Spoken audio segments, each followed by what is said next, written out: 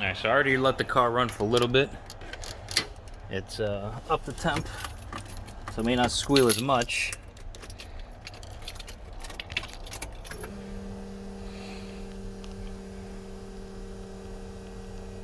Hmm. 135 degrees coolant temp. Here goes.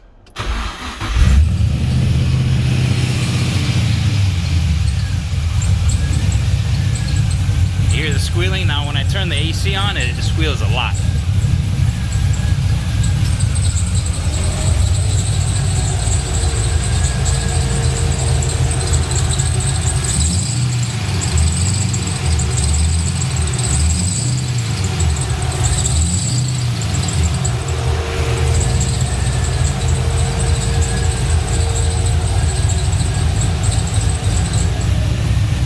That's with the AC off now.